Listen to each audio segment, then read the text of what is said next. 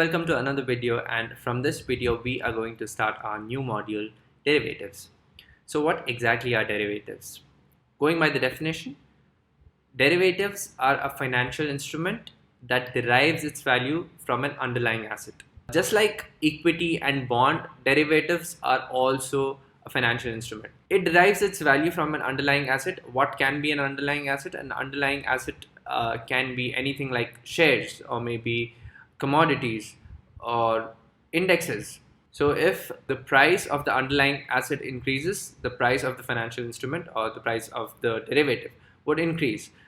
For example, take a derivative of Infosys.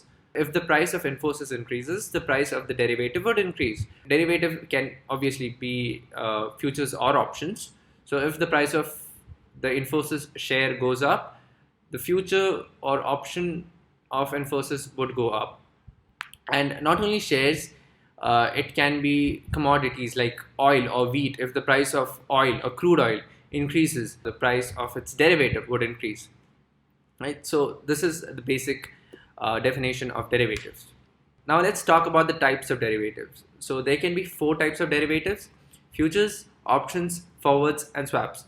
As far as trading is considered and stock markets are considered, the only futures and options are tradable, rest 2 are not tradable, so we won't be talking about that at all. So the tradable derivatives are only futures and options. Next, why does derivatives even exist? So there are 2 reasons why derivatives exist, one for hedging and other for speculating. Let's talk about these 2 words. So derivatives was introduced majorly to hedge. All right.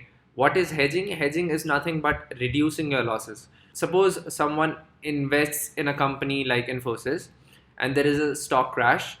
There is a high probability that that person would become paranoid and he would take his money out, right? And the stock market doesn't want people to withdraw their investments. So they came up with hedging. They were like, we will give you a derivative.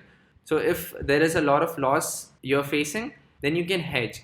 So for example, if you have 100 shares of Infosys and there is a stock crash, you don't take out your investment. What you do is you put your money into a derivative, and even if the prices are going down, you are making money. You're balancing your portfolio by covering up the losses. That was the primary reason why derivatives were introduced. The second reason why derivatives exist is for speculating. Speculating is nothing but to make profit. Derivatives are a high risk, high return financial instruments, all right? So now you know that the price of Infosys would increase because you did your technical analysis. So what do? You buy a derivative of Infosys. As the price of the underlying asset increases, that is the stock price of Infosys, the derivatives price would increase. So that's how you make profit. So basically it was introduced to reduce your losses, as in hedging, but people mostly these days use it for speculating. Be it hedging or speculating, you are literally doing the same thing. The only difference is how you're using your derivatives. With that, we'll come to the end of this video. From the next video, we will be jumping into options. Till then, stay tuned. Thank you for watching. Cheers.